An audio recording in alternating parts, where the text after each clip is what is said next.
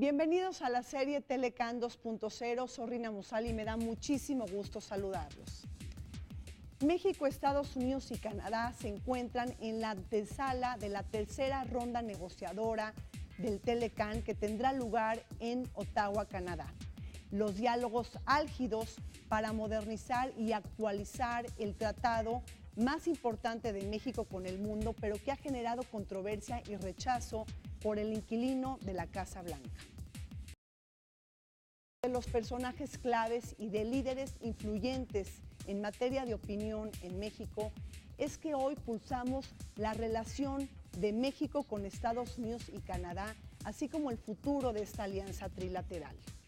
¿Y qué esperar del Tratado de Libre Comercio de América del Norte cuando Estados Unidos decidió eliminar DACA, es decir, este programa de acción diferida que protegía a los inmigrantes ilegales que llegaban a Estados Unidos desde edades muy tempranas? Ahora Donald Trump se atreverá a cumplir su amenaza de abandonar el Telecán. Acompáñenos.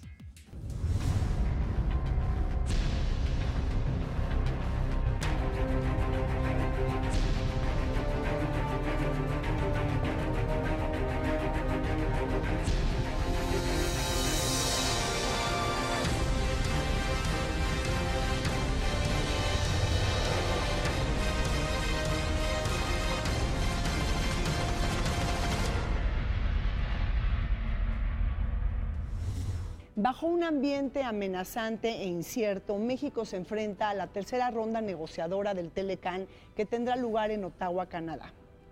Pese a que se antoja muy difícil que el señor Donald Trump pueda desbaratar 23 años de integración compartida, de encadenamientos productivos y también de interdependencia económica, todavía sigue vigente la posibilidad de que pueda abandonar el Telecán, una de sus principales promesas de campaña política.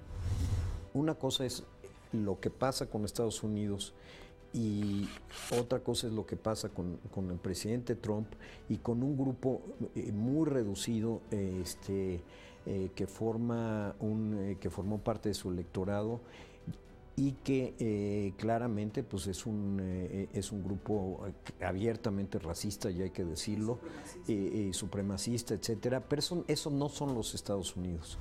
Uno revisa los posicionamientos de las organizaciones y empresarios de los Estados Unidos en aquel miércoles negro en donde hubo esta posibilidad o amago de pretender cancelar el NAFTA. Lo cierto es que los primeros que corrieron a defender el Tratado de Comercio de América del Norte fueron sus secretarios de Estado, fueron los empresarios, y me parece que hay que saber distinguir entre los posicionamientos políticos y de campaña de la realidad económica. Y claramente es un hecho que ha sido benéfico para Estados Unidos, para Canadá y para México. Bueno, es un tema sobre el que no existen precedentes. Entonces hay todo este tema de especulación si el presidente de Estados Unidos se puede o no se puede salir del tratado, como lo establece el artículo 2205.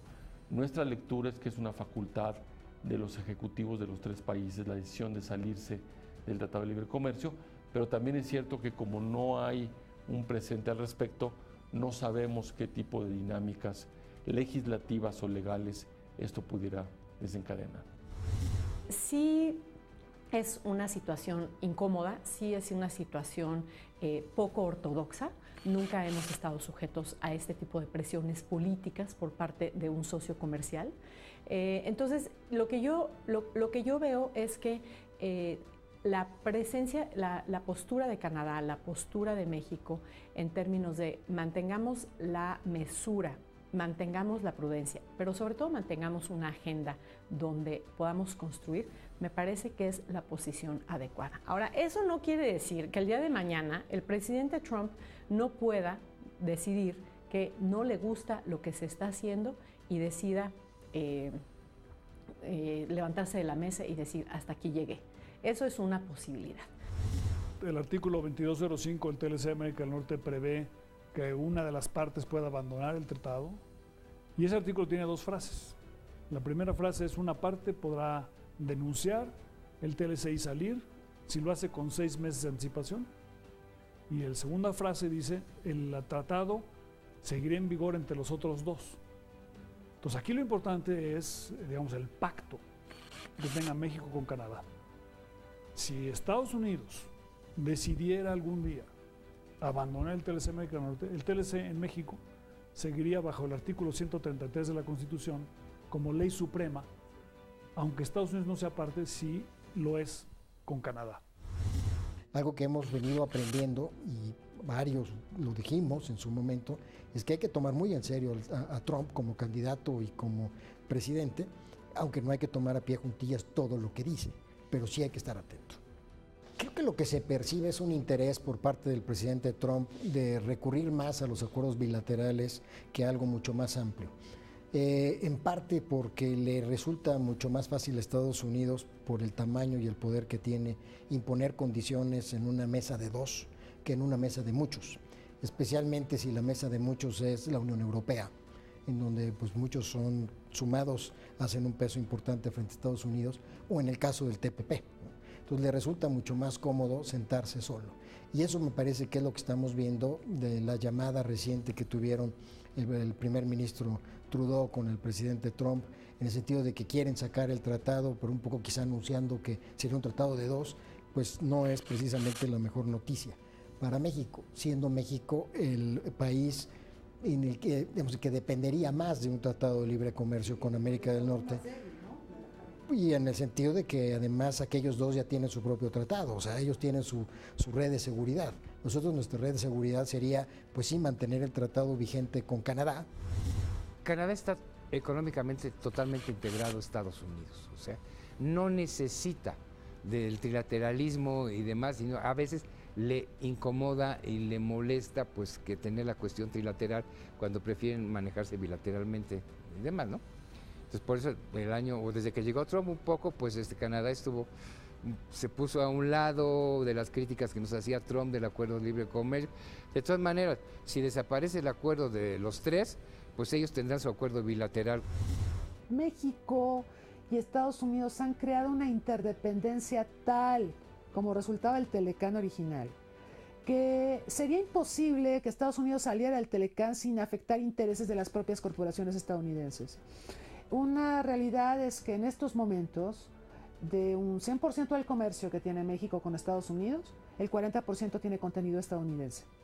Entonces hay una integración intraindustrial, es la mayor integración intraindustrial que tiene Estados Unidos con cualquier país, con cualquiera de sus socios comerciales. Mira, vamos a ir metiéndonos más y más. Acuérdate que en Estados Unidos también una parte es la parte retórica de los jefes, etcétera, y luego está el servicio civil de carrera.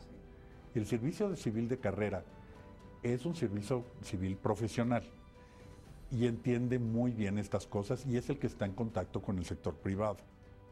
Y entonces sabe dónde estirar la liga y dónde no. Entonces yo creo que estas cosas, conforme vayan avanzando, van a ir tomando mucho más racionalidad.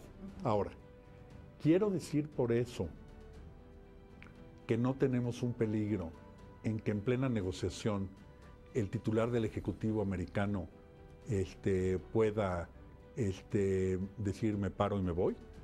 Existe ese peligro. Y tenemos que hablar de eso. No es agradable, pero tenemos que decir sí. Para eso estoy seguro que nuestros negociadores tienen ya un plan B detallado.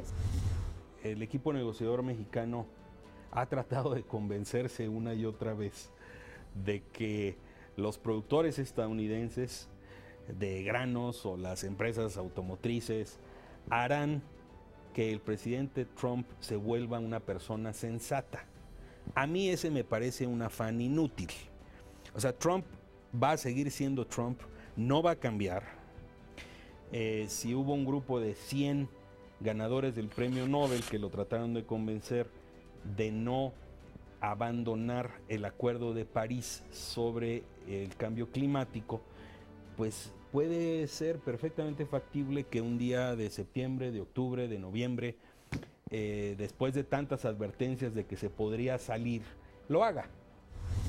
Trump tiene una parte visceral, pero tiene una parte muy racional que se expresa de la misma manera, y entonces hay que tratar de leer o entender o imaginar cuál de las dos es.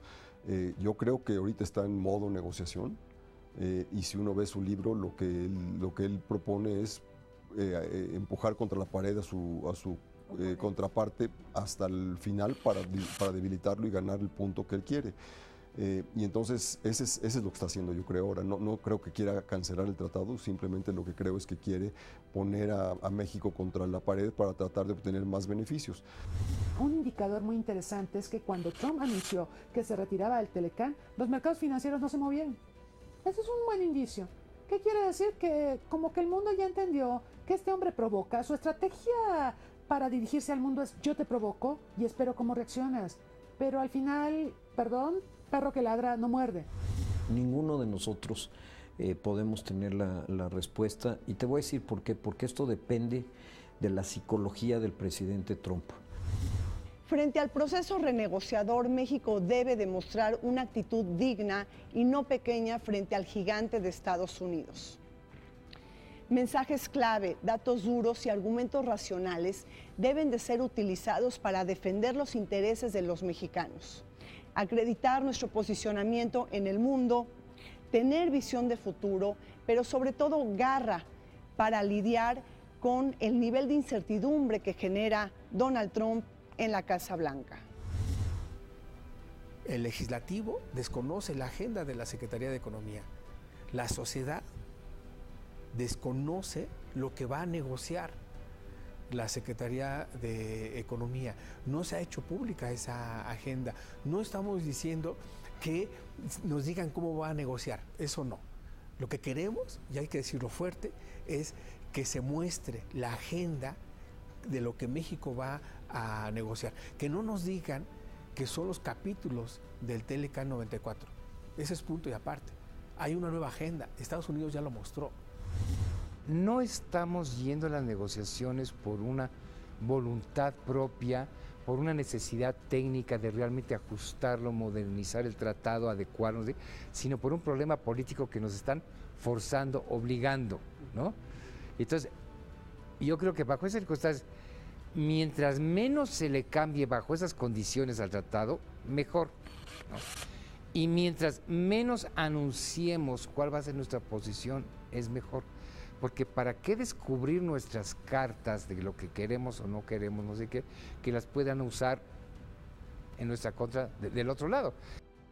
Más bien yo creo que vamos a una actitud de cuidado, a ver, no sé qué, y vamos a ver, la tocamos de oído, como vaya desarrollándose la negociación, ahí vamos soltando las cartas y no sé qué, pero no vamos a abrir ahorita todas nuestras cartas porque pues es una negociación que no buscamos, que no pedimos y que no está en el momento más adecuado. Entonces deja a ellos. Yo creo que nuestra actitud principalmente ahorita es de tipo defensiva, frente a lo que viene, que no quieren el capítulo 19, que quieren cuestiones de género, que quieren meter la cuestión de la corrupción, que quieren reducir el déficit, no sé qué. Vamos a ver qué dicen y a ver cómo lo contraatacamos. Tener un cuerpo de negociadores profesional.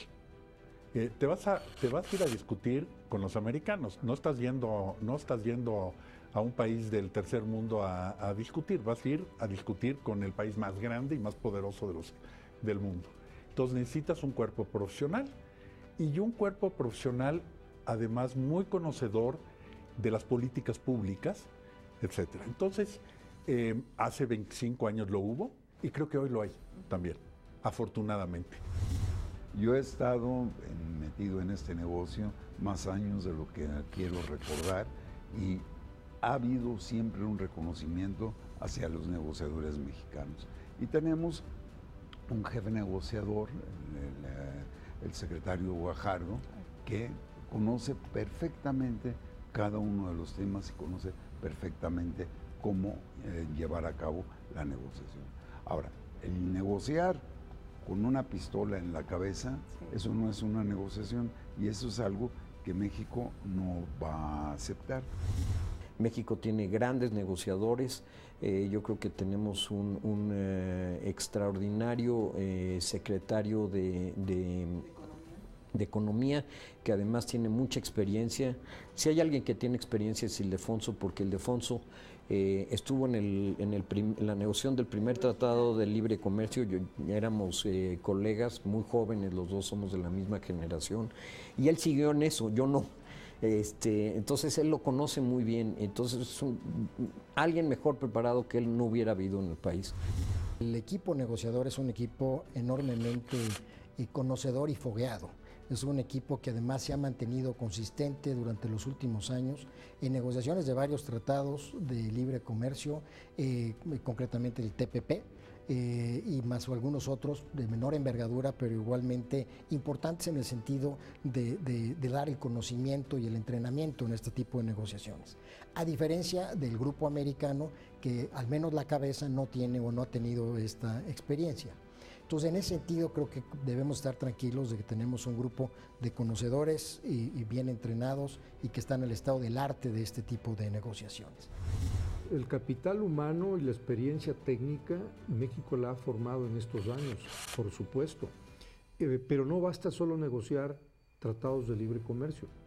Esa es una herramienta dentro de un conjunto mucho más grande de instrumentos internos y externos que se necesitan manejar para que el desarrollo del país pueda ocurrir. Bueno, yo creo que México debe estar listo para abandonar la mesa de negociación si Estados Unidos nos pide algo inaceptable. Por supuesto, como ellos también. Una posición digna y de fortaleza. No, de fortaleza, de enorme fortaleza. Eso es cierto en cualquier negociación, pero lo es más en esta, porque ha habido, discursivamente por lo menos, opiniones muy tajantes en Estados Unidos sobre el tipo de acuerdo que algunos quisieran. Este acuerdo renegociado va a tener éxito solamente si nos ponemos de acuerdo sobre el objetivo común. Y entonces hay que lograrlo. En primer lugar, Rina, te diría que tenemos que negociar desde la fortaleza. Que Estados Unidos respeta a quien se da a respetar.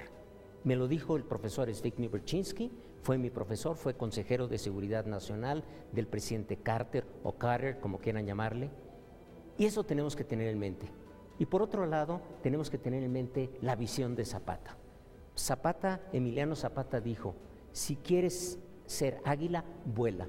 Si quieres ser gusano, arrástrate. Pero no grites cuando te estén pisando. Es decir, tenemos que entender que Estados Unidos busca debilitar a su contraparte, porque ha sido la estrategia a través de sus libros y de su vida misma del señor Trump, que ha trasminado a Wilbur Ross, a todos sus secretarios de Estado, o a Perry en el sector de energía. Entendiendo eso, entonces tenemos que mirar a los ojos al negociador, ser firmes en lo que decimos y dar argumentos, dar datos duros. La cultura americana es de datos duros.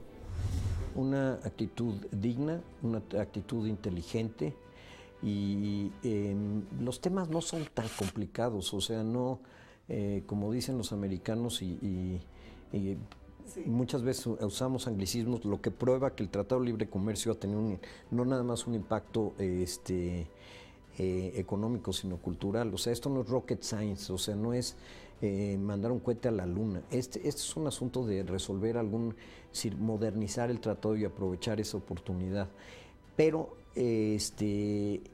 sujeto a una incertidumbre enorme.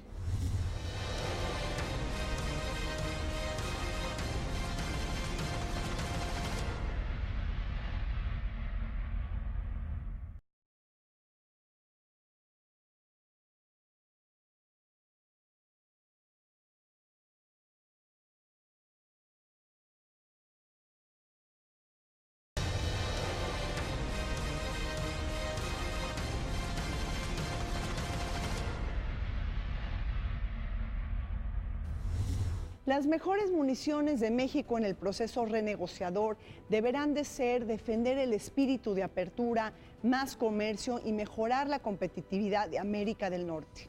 México no puede permitir la reintroducción de aranceles, de tarifas o bien de cuotas al comercio.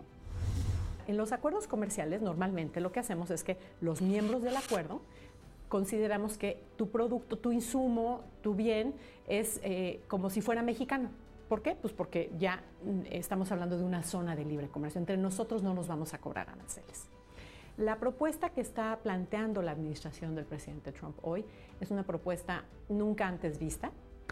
Es bastante innovadora, aunque no creo que sea muy constructiva, en el sentido de darle privilegio a uno de los países sobre los otros dos en términos de la construcción de ese origen, de la determinación del origen.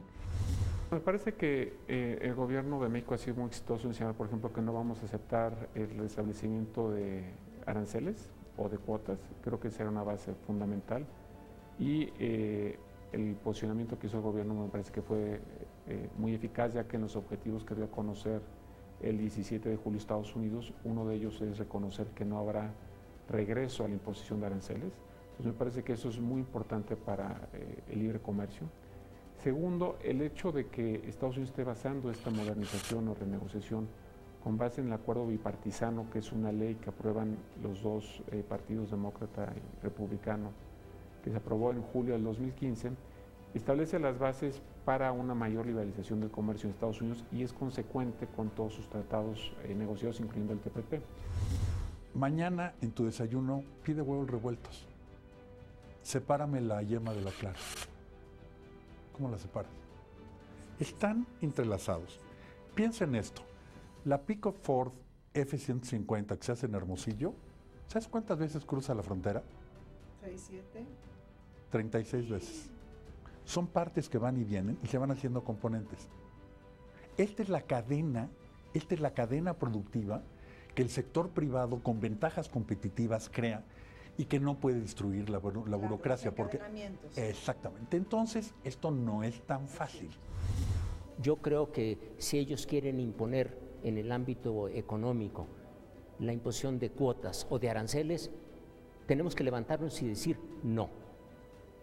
O si ellos quieren imponer el capítulo 19, que es la no existencia de negociación de controversias, pues decir no, señores, nos levantamos y terminamos.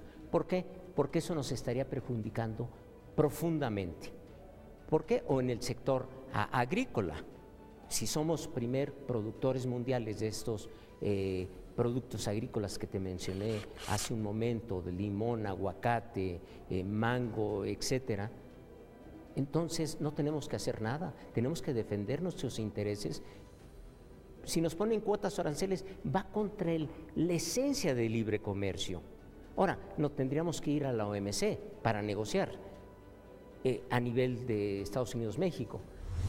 En términos de promedio, los incrementos en los aranceles que pueda tener la OMC sean moderados. Me parece que el impacto mayor sería el punto de vista político, digamos, el punto de vista mediático en el estado de ánimo de la región, particularmente del caso mexicano.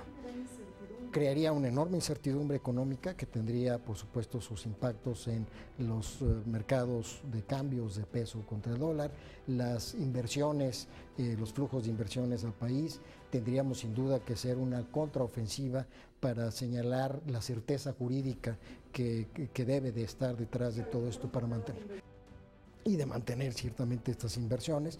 Y bueno, pues esto nos obligaría a tener varios planes B. Uno de ellos es Asia. Sin duda la Alianza del Pacífico es otra, Europa. Ha habido una reafirmación por parte de los tres gobiernos de que el propósito no es cerrar las economías. O sea, México, Estados Unidos y Canadá tenemos desde 2003 para el 99.9% de los productos que comerciamos libre comercio. Entonces no sería lógico ponernos aranceles entre nosotros tres hoy en día o cuotas de exportación que limitaran la exportación de nuestros productos hacia Estados Unidos. Eso, de acuerdo a los objetivos publicados por el gobierno de Estados Unidos, se va a preservar, que es muy importante, es un triunfo muy importante, contrario un poco a la retórica de Donald Trump y su equipo, pero hay que ir más lejos. O sea, en el fondo lo que se requiere es cómo organizamos nuestro comercio para que seamos competitivos con respecto al resto del mundo. Uno de los mensajes clave que debe de permear alrededor del proceso de renegociación es que la prosperidad económica de México está directamente relacionada a la lógica de seguridad en Estados Unidos. Y es que un mal acuerdo para México pudiera tener efectos perversos y negativos para la Unión Americana. En otras palabras, un Estados Unidos seguro requiere de un México próspero. La razón por la que Estados Unidos le entró al tratado, el gobierno americano de George H.W., el papá Bush, la razón por la que entró es muy importante y es tan sencilla como la siguiente. porque ellos veían que un México exitoso, un México creciente, una economía pujante en México, era vital para su seguridad. Cuando en la mañana del 7 de octubre de 1992 en San Antonio, Texas, se suscribía el texto de lo que sería el Tratado de Libre Comercio enviado a discusión al Parlamento canadiense y a los congresos de Washington y de México, nadie parecía darse cuenta que se estaba incubando una crisis muy violenta, muy peligrosa, delincuencial, que paralizó a México en las primeras horas del día en que entraba en vigor el Telecán, con un alzamiento armado en Chiapas, que al día de hoy sigue sin explicarse qué manos financiaron, planearon y ejecutaron ese alzamiento armado contra el ejército mexicano, que replanteó la imagen de México ante el mundo. Yo, siendo cónsul de México en Estados Unidos, informaba de asuntos donde los organismos de seguridad nacional, de investigación de la seguridad del Estado, de inteligencia nacional, guardaron un silencio cómplice, ominoso. Ya no puede ser posible que el Estado mexicano no cuente con órganos de inteligencia, de seguridad nacional, de investigación, que estén detectando a tiempo lo que en 1994 brillaron por su ausencia o por su complicidad, porque nunca dijeron nada, hasta que le estalló a México una crisis que costó que 5 millones de mexicanos se fueran de Estados Unidos, de México a Estados Unidos a buscar trabajo, miles de empresas mexicanas quebraran, quebrara el sistema bancario mexicano y todo lo demás, que ya es una historia penosa y dolorosa que no debe volver a repetirse. Obviamente el tema de la seguridad. No fue sino hasta el 11 de septiembre que se avanzó en los procesos de integración en materia de seguridad y de defensa. Los diálogos no respondieron a la integración regional, sin embargo, las amenazas a la seguridad de los tres países también se potencializó con el Tratado de Libre Comercio. Hay que decirlo, las fronteras se volvieron más porosas entre los tres países y esto también vino de la mano con el aumento de otras amenazas a nuestra seguridad fronteriza, en términos también de migraciones desordenadas, tráfico de armas, por ejemplo, también para el país, tráfico de personas y tráfico de otras mercancías ilegales. Entonces, no vino acompañado de un mecanismo de integración o de coordinación en materia de seguridad y de defensa en los tres países.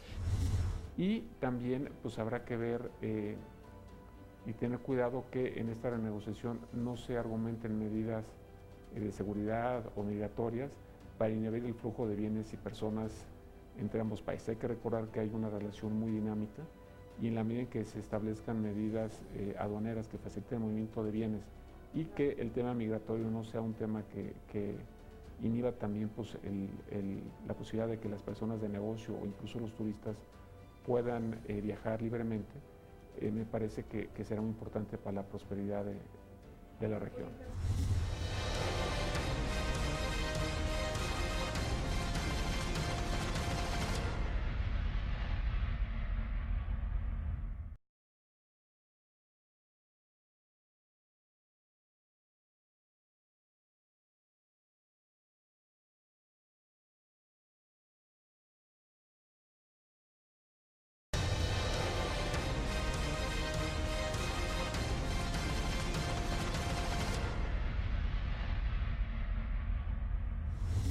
Puntos de choque y temas álgidos acompañan a este proceso renegociador difícil, complejo y altamente sensible. Y es que en este juego de costos, de beneficios y transacciones, el equipo de Donald Trump ha propuesto la posibilidad de eliminar paneles de expertos para la solución de controversias en materia de antidumping y cuotas compensatorias. En otras palabras, la propuesta de eliminar el artículo 19. Con ello, Donald Trump rechaza la posibilidad de que órganos supranacionales puedan tener la última palabra. El capítulo 19 lo que hace es buscar un mecanismo imparcial para la resolución de disputas que implique que no se puede utilizar resquicios que no están contenidos en el tratado para imponer sanciones a un tercer país. para Canadá es mucho más importante esta cláusula que para México, no porque nosotros no porque no sea relevante para México, sino porque tenemos muchos menos conflictos comerciales con Estados Unidos de lo que ellos tienen. La verdad es que hay que entender por qué el tratado se hizo, y esa es la parte medular. El tratado se hizo para lograr un certificado, una garantía del gobierno americano de que no cambiarían las reglas del juego en México, de que el gobierno mexicano no expropiaría empresas sin una justificación y sin compensación adecuada, de que no se cambiarían las reglas nada más de manera caprichuda. Y entonces ese certificado era para México, era para que las empresas que vinieran a invertir en México tuvieran una garantía jurídica, además de política, de que sus intereses estarían protegidos. El capítulo 19 es el que el sector privado pueda ir a hablar con el sector público del país que va a imponer el dumping y buscar una solución de diferencias ahí. Hay otro capítulo, que es el capítulo 20, que es la solución de diferencias de Estado a Estado, que en última instancia se puede negociar las medidas antidumping o las medidas contra subsidios, se pueden negociar ahí. En el capítulo 20. En el capítulo 20. O sea, del 19, si se elimina el 19, podemos pasar al 20. Sí, pero el 19 lo que hace es solucionar un problema que enfrenta el sector privado. Y entonces es de gran importancia para los diferentes países, es de gran importancia para los Estados Unidos. Estados Unidos es quien más ha utilizado este capítulo 19. Ha causado escorzo el que de esos 22 puntos se dice que Estados Unidos quiere eliminar el capítulo 19 del Telecan 94, que se refiere a soluciones de controversias en dumping y subsidio. Y eso es lo que se está discutiendo, pero no estamos discutiendo realmente la parte de la agenda mexicana a raíz de que se desconoce. Creo que el tema más delicado es la posición inicial de Estados Unidos de modificar o quitar el artículo 19 sobre solución de controversias al interior de este mecanismo comercial. Creo que eso es muy grave. Canadá y México no lo deben de permitir, porque imagínate que las disputas comerciales se mantengan en los tribunales estadounidenses o en tribunales mexicanos, que también podría suceder. Eso entorpecería la dinámica que ya ganamos en materia comercial. Creo que el capítulo 19 del Tratado de Libre Comercio es una joya para los tres países que debemos de defender, porque eso le da una dinámica a las disputas comerciales que podrán surgir en un futuro sin lugar a dudas. Efectivamente, el capítulo 19, que tiene que ver con solución de controversias de temas de prácticas desleales de comercio, es uno de los temas que Estados Unidos ha puesto en la mesa como uno de los temas que quisiera eliminar, pero es un tema muy importante para México, sin lugar a dudas para Canadá, y yo diría que también para los exportadores de Estados Unidos. Entonces, todavía no sabemos qué tanto es una declaración para una postura de negociación y qué tanto es un tema de sustancia. Para nosotros es mucho más importante cómo se resuelven las disputas o las controversias en México que dentro de Estados Unidos. En algún momento quizá entremos en más conflictos comerciales con los americanos, pero el capítulo 19 nos importa en cuanto a las exportaciones mexicanas hacia Estados Unidos o inversiones mexicanas en Estados Unidos. Pero la razón del tratado original es darle certidumbre a los inversionistas en México. Y eso no debemos perderlo. Es mucho más importante eso que el capítulo 19 para México. Canadá tiene un problema diferente. Me parece que el capítulo 19 ha dado mucho que hablar, especialmente por Canadá. Para Canadá fue uno de los temas electorales en el marco de la negociación del Telecan. En el caso de México, yo lo que estaría pugnando es, primero, no es tan relevante si hay un capítulo 19 per se o no. Lo que es relevante es que haya un mecanismo de solución de controversias, uno, y dos, que haya mecanismos, como dirían ellos mismos, los estadounidenses, que tengan una cancha pareja o un piso parejo. ¿Por qué? Porque si tú revisas la legislación nacional, que es la que está buscando Estados Unidos, o sea, ellos buscan remover o retirar el capítulo 19 para dejarlo a la legislación nacional. La legislación nacional americana es mucho más flexible que la mexicana. Entonces me parece que un área de oportunidad enorme para nosotros es que haya un piso parejo en toda la región. Es decir, en México el marco regulatorio y legal que rige las investigaciones de dumping y subsidios realmente es muy robusto, pero también muy rígido. Mira, yo creo que es un escenario poco probable el que se elimine el capítulo 19. Creo que la negociación del TLC se dará siempre y cuando haya un proceso eficiente para resolución de controversias. Pensar en otra posibilidad me parece lejano. Solo así podemos hablar de un tratado sano, donde esté de alguna manera las reglas del juego bien claras, los procesos bien definidos de cuando hay una controversia, cómo se resuelve. Si no, sería poco factible. Si lo que se busca es cambiar la dinámica, de facilitar la utilización de derechos antidumping, eso quiere decir, en el momento que yo digo, voy a ponerte una medida antidumping, el que se dedica a comprar esa mercancía dice, un momentito, pues, mejor voy y lo busco en otra parte. Eso ya de por sí es una medida proteccionista. El capítulo 19 lo que hace es reducir las posibilidades de que se introduzcan estas medidas proteccionistas. Para México es fundamental el tema de solución de controversias porque es nuestra mejor arma de defensa. En el TLC tienes el artículo 19 y entonces imagínate que tú crees que tienes un dumping entre Canadá, Estados Unidos o México. Ahorita hay el lío entre Canadá y Estados Unidos por la madera, el lumber y todas esas cosas, que es recurrente, ¿eh? Ya van 4 veces que pasan 25 años, o sea que no es una cosa nueva. Bien, ¿qué es lo que haces? Dices, bueno, aquí hay una bronca, tenemos diferencias, ¿cómo la resolvemos civilizadamente? Y entonces, pues lo que haces es que dices, voy a llamar a un panel para que me haga esto, y entonces llamas a jueces especializados, que llama a un país, cada uno propone uno dentro de una lista de gente profesional, etcétera, etcétera, y en menos de 4 meses te dan fallo. ¿Qué es lo que ha pasado? Que se usa muy poco. ¿Por qué? Porque más vale que tengas un buen caso, porque no hay triquiñuelas, y te dan palo rápido. Entonces, ¿qué pasa en Estados Unidos con respecto al comercio de México y con Estados Unidos? ¿Cuánta bronca hay? Imagínate que la bronca, vamos a llamarla de 1 a 100, hay 10. Ahora veamos en Estados Unidos, con los países que no tienen un tratado como el nuestro, ¿cuántas broncas hay y dónde terminan? Terminan en las cortes americanas, ¿y sabes cuánto es la relación? 5-1, 6-1.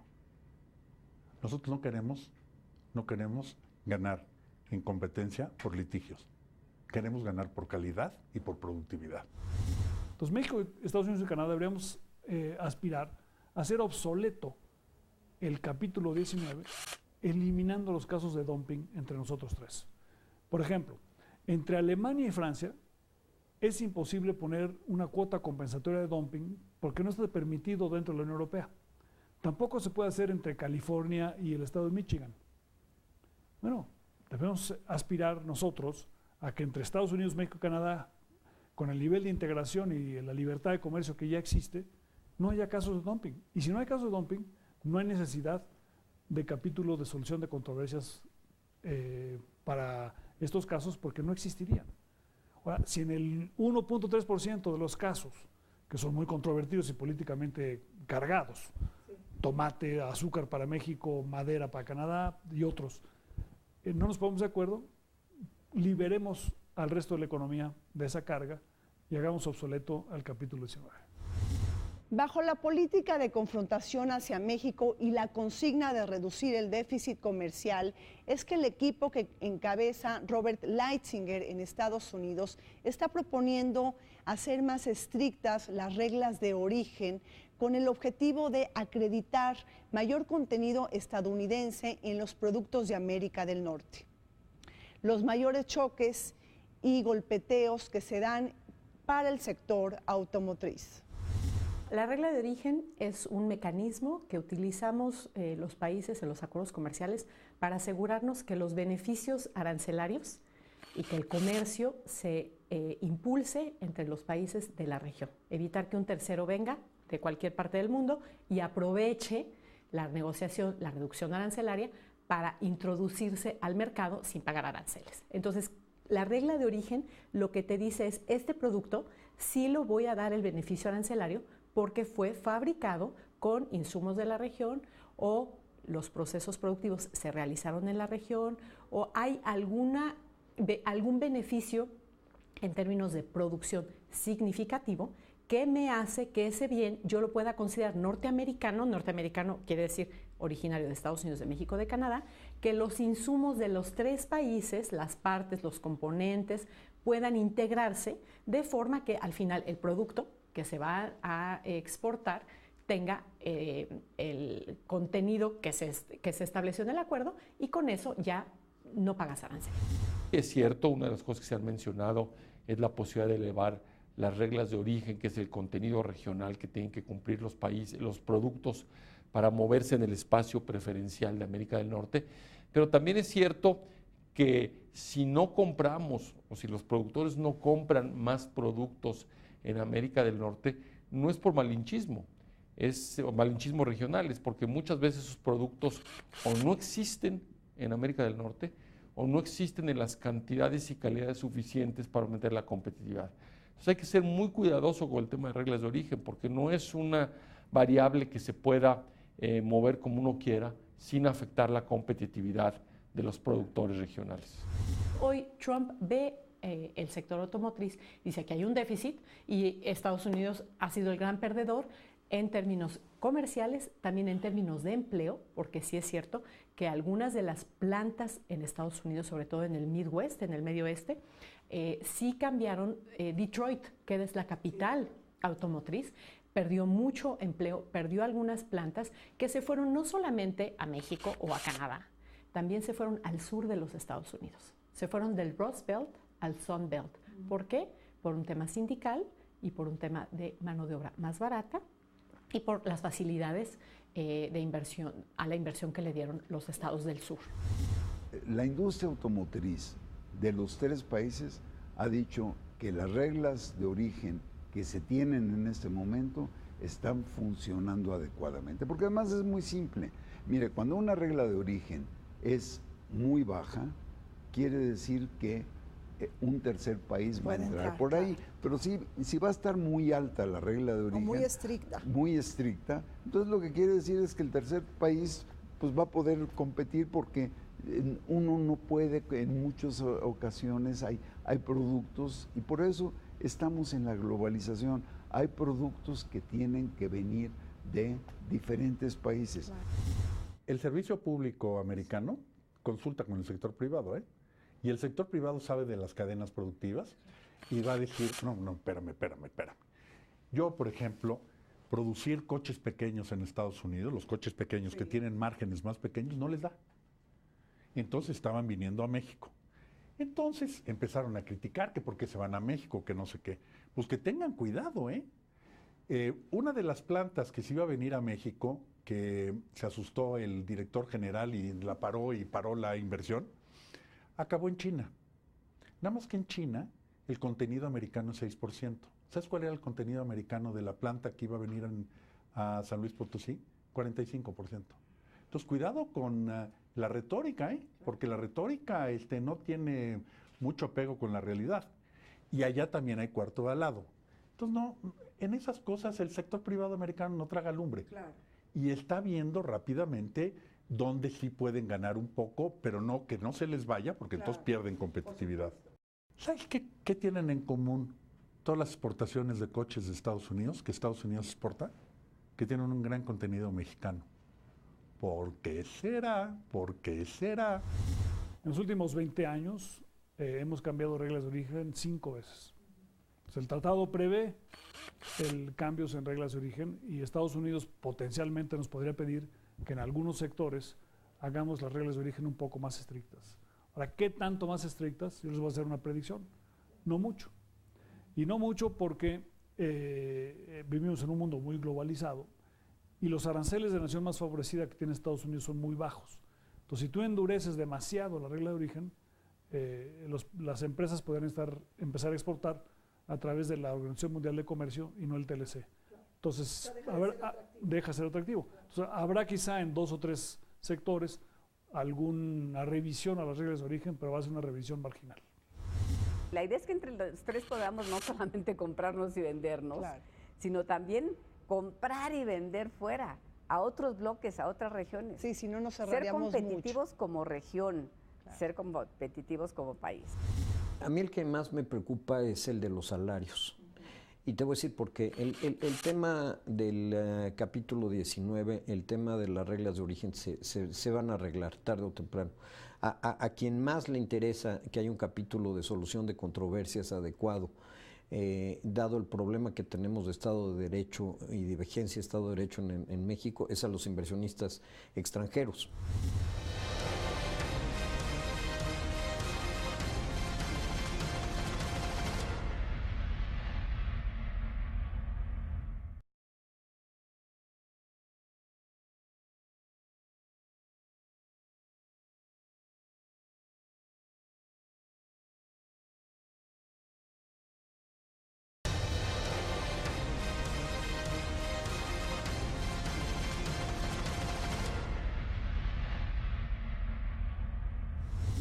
Otro tema que genera discrepancias y que toca las fibras sensibles es la cuestión laboral y el asunto de los salarios.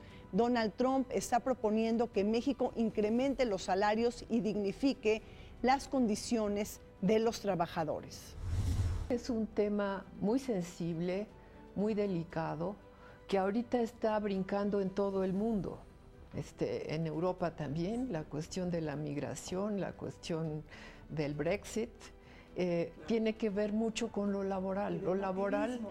Lo laboral está brincando a la escena y sí se debe tomar en cuenta, no se debe hacer a un lado.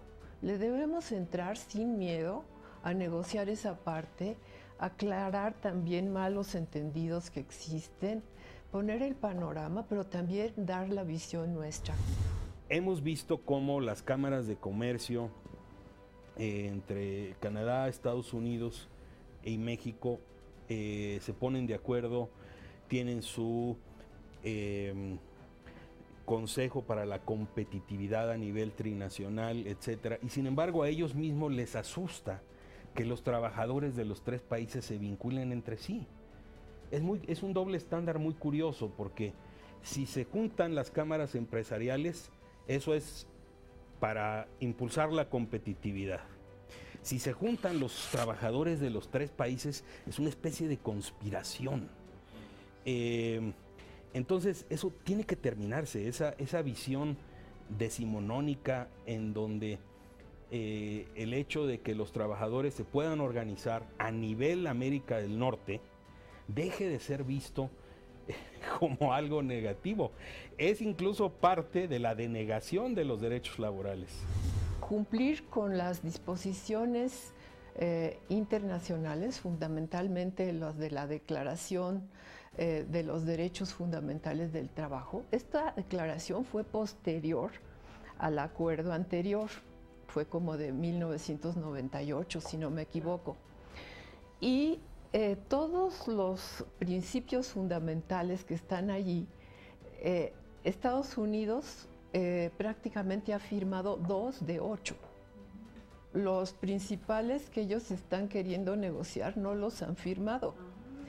Canadá ha firmado los 8, uno de ellos está por entrar en vigor en 2018, y a México le falta uno, el convenio 98 de la OIT, desde negociación, libertad de negociación sindical y sindicalización.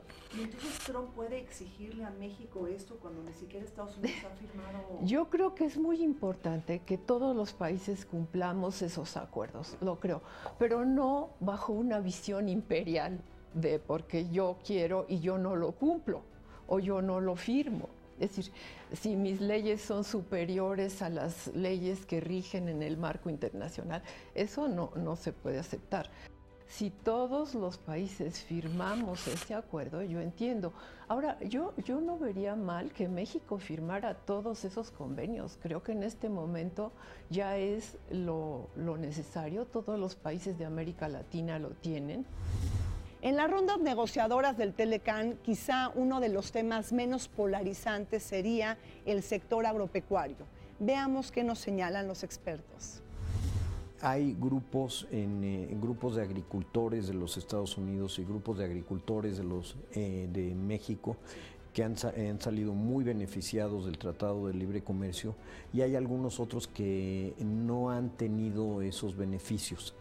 Déjame dar 3 o 4 ejemplos. Uno, los agricultores del centro de Estados Unidos, que son productores de granos principalmente, pues claramente han salido beneficiados del Tratado de Libre Comercio, y hay el rumor o el mito urbano de que cuando el presidente Trump iba a repeler el Tratado de Libre Comercio, se apareció en la Casa Blanca cuando cumplió 100 días el secretario de Agricultura con un mapa donde estaban pintados de rojo los estados del centro de los Estados Unidos, y le dice: estos que votaron por usted son los que más se benefician del Tratado de Libre Comercio, entonces más vale que no lo firme. No es tan mito urbano, sé que es realidad.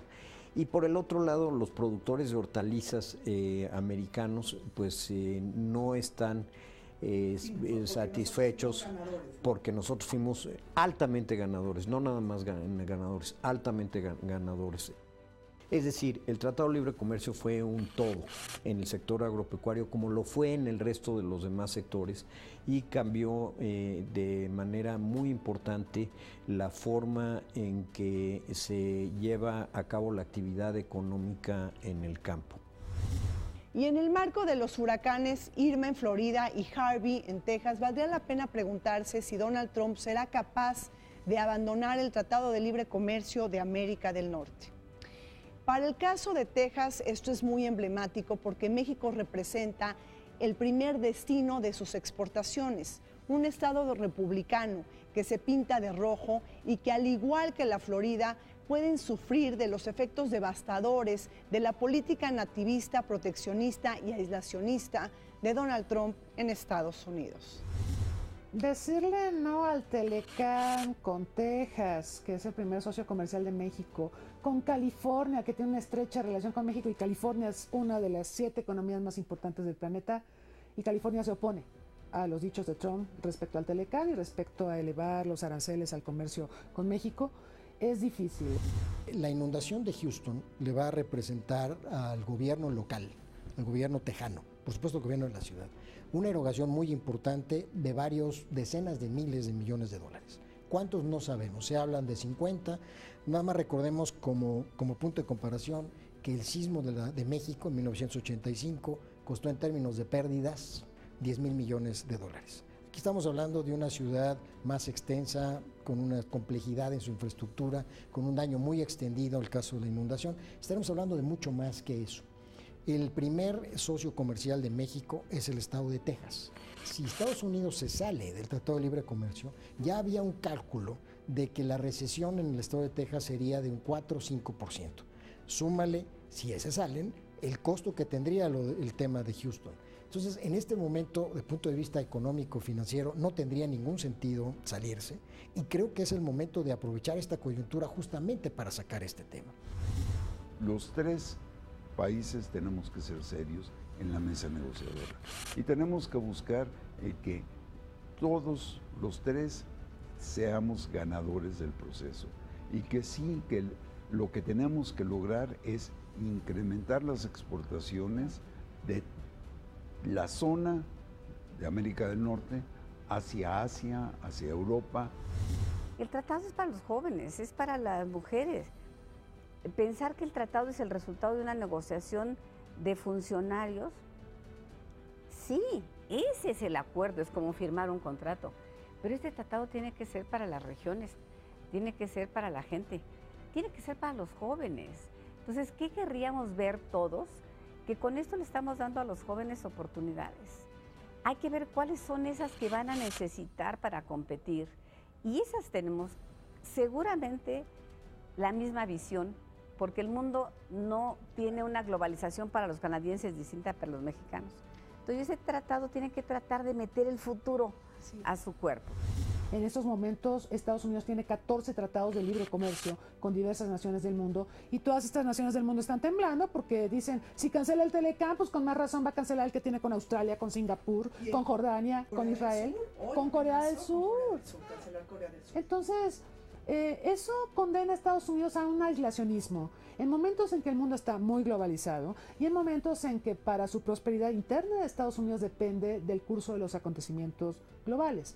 Esa es la realidad. Cerrarse al mundo no es la opción. El mundo, Estados Unidos lo está planteando con Trump como un lugar hostil, un lugar que amenaza a Estados Unidos. La realidad de las cosas es que Estados Unidos tiene una enorme dependencia respecto al mundo y una estrategia de ruptura con tratados de libre comercio condenan a Estados Unidos a un colapso en su liderazgo que de por sí está muy mermado. Muchísimas gracias por su atención y compañía. Soy Rina Musali y se nos acabó ya el tiempo en este programa sobre el Telecán. Estemos pendientes de la modernización y actualización de este tratado que tenemos suscrito con Estados Unidos y Canadá, pues mucho está en juego, la zona de libre comercio más grande del mundo. En el próximo programa echaremos un vistazo a los tiempos políticos, a los amarres de cada una de las rondas de negociación, así como los puntos más controversiales entre México, Estados Unidos y Canadá. Los esperamos.